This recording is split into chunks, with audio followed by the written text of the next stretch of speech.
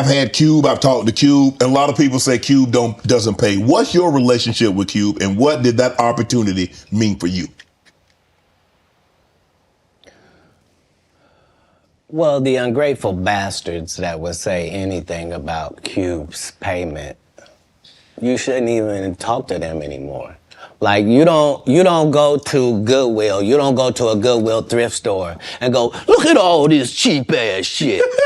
Why don't you shut up? Why don't you shut up? You could have went to Hermes. Why you didn't go to Balenciaga? Why you didn't get a bowl to the Balmain? You want to have that conversation? Right. What you mean, the independent black dude who's filming it partly out of his fucking pocket? What you mean he didn't pay you enough? They weirdos. Weirdos that felt like they earned the opportunity because they were big. No, yeah. I understood. That ain't no $200 million movie. Well, I mean, how much did you expect you was gonna make? Well, I made enough to get them teeth fixed just like you did. Yeah. So it was no harm, no foul. I knew that I was gonna go from there, and there was no turning back for Katt Williams. Okay. Well, here's the thing. I wrote it. What I'm saying if I did it and I did a good job at it, you can thank me. I was involved. Right. I'm not gonna come later on and tell you, I never even read the whole script. So how you know what roles? What? What do you mean you never read the like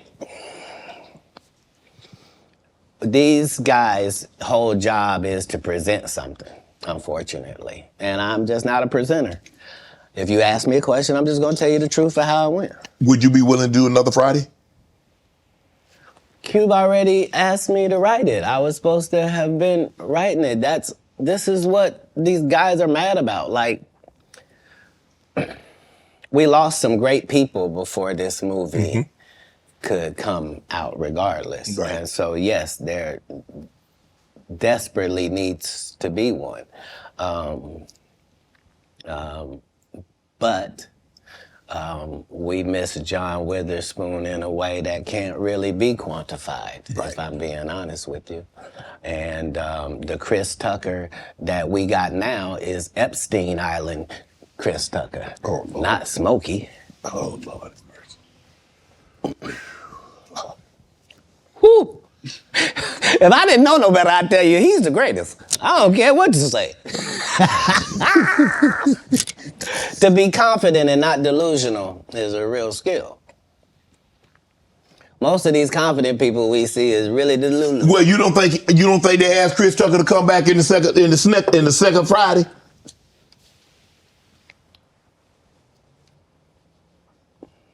Smokey was all in Smokey. There ain't no Friday without Smokey.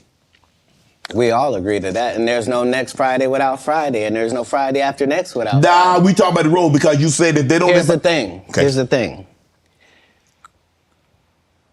Chris was allowed to make the decision. At the time that this is happening, Katt Williams is known for smoking weed. Willie Nelson is known for smoking weed. Right. Snoop's known for smoking weed, but none of us is really known except Willie. And I'm saying... Chris Tucker didn't want to be the poster child for smoking weed. He don't smoke weed like that. Right. He in the church. He Michael Jackson's best friend. Christmas. Michael Jackson called him Christmas. You ever met a man that gave you a little nickname like that? No. Me neither.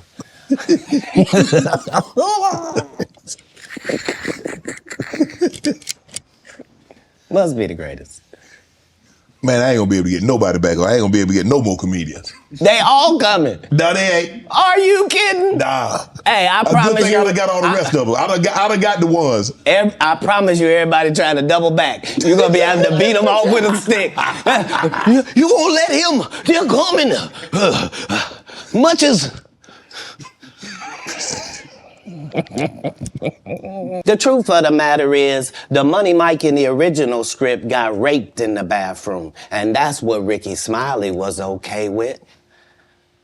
Katt Williams had to take the risk in front of the studios and the cast and our powers that be in his very first movie and say respectfully, humbly, guys, if we talking about anything else, I have no credibility and I have no pull. But we're talking about comedy. Right. where I have all the credibility and all the pull. The problem with Friday After Next is we're trying to make a classic comedy. And this comedy involves a rape. And rape is never funny, no matter who it happens to or what the circumstances are. If you would allow me to allow us to do this movie without a black man getting raped in it, I promise you that it will be twice as funny as it would be with him getting raped. So considering that's the real story, why would you bring up that story? 35 members of the cast and crew have never brought up that Ricky Smiley was gonna play Money Mike. No one ever saw me put on a Santa Claus suit. We got a wardrobe department. They made a Santa Claus suit for me. Why that wasn't in the bloopers? Why? And here's the other thing. Everything that Money Mike said, Katt Williams wrote. So what Ricky Smiley say on his? You can't say my lines, I wrote them. That's how I already know that I'm gonna be funnier than you. What he told everybody was, Katt Williams, and don't nobody know who he is. I'm on the radio. I'm with Steve and Said. Everybody know me. That's what he told everybody that would listen to on the set. That's the truth of the matter. He was so egregious, not now, then. He was so egregious that, and Hollywood has never heard this in 100 years. He was so egregious, I put in my contract that I won't work with Ricky Smiley again unless he's in a dress. Now, what was Ricky Smiley's next movie? Was it First Sunday? Did he wear a dress in it? You bet he did. It's in my contract. Why would you put that in your contract, Katt? That's where he's a believable actor. Him and Tyler Perry can't play a man to save their life. They play good women, and I believe that the best actor should be in the best role. So that's why, because when we released that clip and he said that, you responded because he said he was supposed to play Money Mike and you were supposed to play Santa Claus. An outright lie. So that he knows is a lie. So why would he say it? Because he's a liar. Nobody knows why liars lie. Terry Crews also said that you guys had a lot of conversation, that this was your opportunity and you needed to seize this moment. Terry had the benefit of having been in some very high-profile situations already and took L's. Mm-hmm. Like, he had been in the league, you know what I mean? Mm-hmm. He had done pro wrestling. He had done a lot of things. He had been televised in some things that hadn't worked. Right. And this was just fortuitous for him. And now you know what nobody has ever said in the whole industry in 20 years about, you know, the whole Money Mike not getting raped in the bathroom. Right. So I understood going in that there's no reason. I lost for a 5-year period, every single movie that Kevin Hart did was a movie that had been on my desk, that all I had said was, just, can we take some of this step and fetch it shit out? And then I can do it. Like, it don't need to be overtly homosexual, because I'm not homosexual, right? It doesn't need that to be funny, right? Mm-hmm. And me saying that and them going, oh yeah, no problem. And then going to give it to this other guy and having him do it just like it was.